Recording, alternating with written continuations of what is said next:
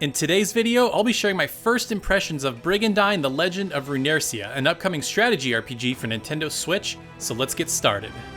Hey everyone, my name's Taylor and welcome to The Gaming Shelf. If you love JRPGs and want to stay up to date with the latest news, reviews, and other fun videos just like this, then make sure you subscribe so you don't miss anything.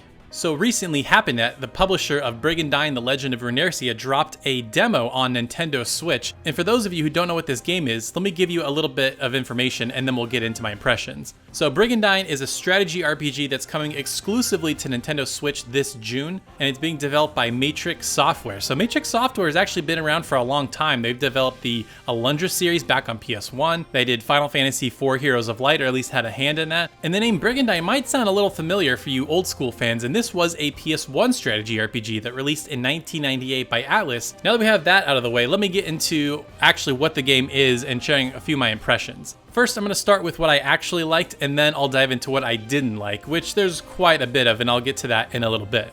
So first with what I liked. I like the art style. The art style looks awesome. It's very storybookish, very watercolor, a cool, art style, cool color scheme. Lots of great colors that they chose to distinguish all the different countries that are making up this game and all the different characters. And that art style really translates well to the in-game assets, because there's a lot of the 2D character arts talking for story segments, but then once you go into the actual strategy maps, the maps look good. They have a nice art style. It's zoomed out enough so there looks like there's some detail on the characters themselves. And to be honest, that's really all I liked about it. So let me get into what I didn't like. And like I said, there is a lot. So the game is broken up into two phases essentially. So you break it up into preparation phase and invasion. So preparation is you have all these different bases around this map. And so you fit out these bases, you fill them with troops and get prepared for battle. And then the next phase is actually fighting, like picking which troops go to fight what areas, what enemies. And it felt like a simplified Civilization, if you've ever played Civilization. Now for me, I don't really like Civ. I've tried to play it so many times, I can't wrap my head around it. And in this game, it feels like, if you're trying to be a strategy RPG, be a strategy RPG. And if you're trying to be like this kingdom management simulator, be that. But I feel like it doesn't really do either very well. And it feels like there's too much management going on. Like when you're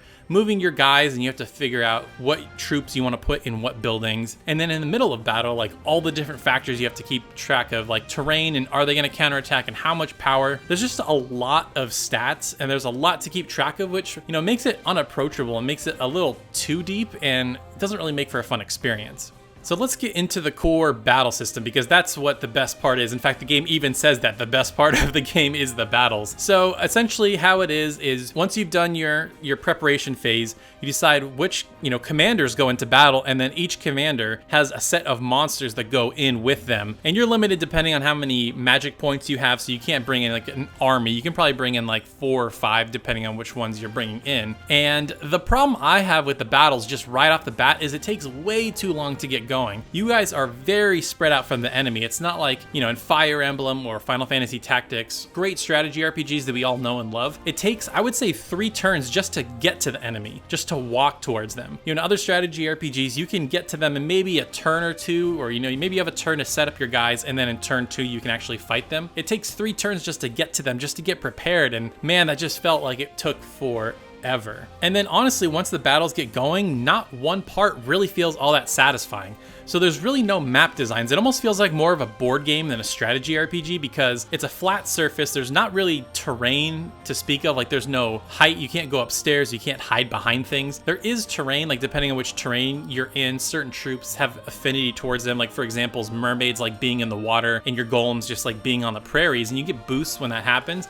But there's not a great way to be like, okay, let me set my troops up behind this building so I can, surprise or have some cover or something. It's just flat, and it just felt like a lot of the strategy aspect of other games that a lot of people are familiar with just wasn't there. And this might be a nitpicky thing, some people might like it, but for me personally, I don't like the fact that most of your team is made up of monsters instead of humans. I think what makes games like Fire Emblem and Valkyria Chronicles and Final Fantasy Tactics so compelling is that you get to know these characters, so when you're in battle, you care more about what happens. But for here, like I have these snakes and mermaids and golems, like if they die, I don't give a crap. In fact, you can actually summon more monsters later, like if ones die, you can re-summon new ones, but you have to re-level them up, which kind of sucks. But, you can get them, so there's really no incentive for you to care about your troops. Sure, you have your commanders, and you can bring in probably 3 at most into any one battle, and you care about them, but the vast majority of your troops you just don't care about, and I feel like that ruins a lot of the appeal and a lot of the strategy that goes into it, because in games like Fire Emblem and Valkyria Chronicles, you don't want your favorite characters to die, so you're like,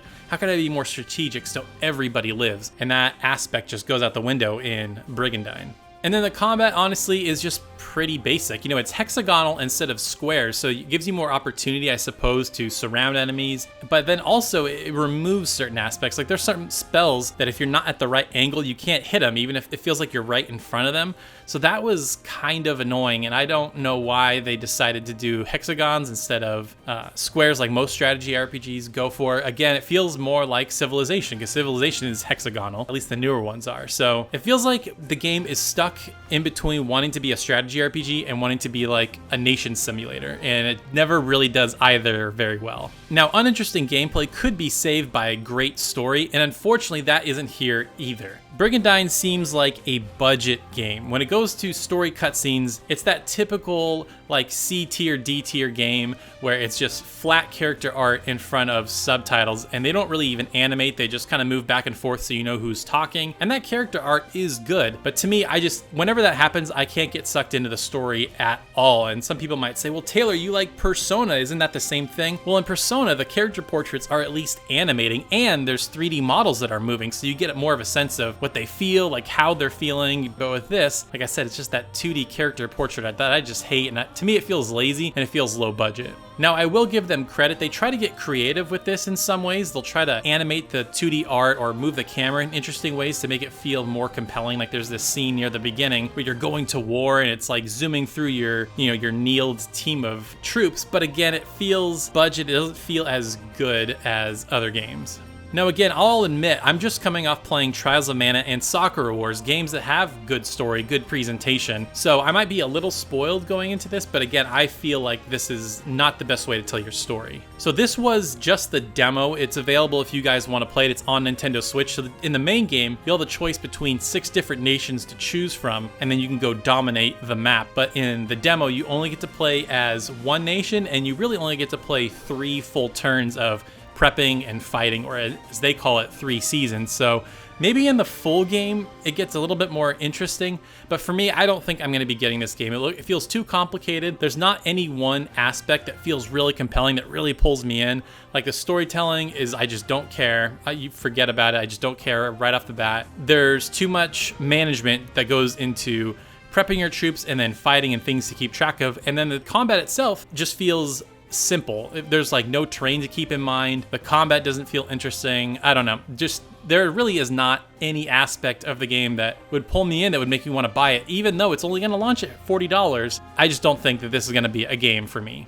Now, if you want to hear about a great RPG that's on Nintendo Switch right now, check out my review for Trials of Mana. It is absolutely fantastic. In fact, as soon as I beat the game, I went right back into playing another file. So if you guys haven't checked out that review and you aren't playing that game, definitely give it a look. And make sure you're subscribed, because I'm going to be putting out a video real soon about Sakura Wars, one of my favorite games of the year, and you won't want to miss it. Thanks for watching, and we'll see you next time.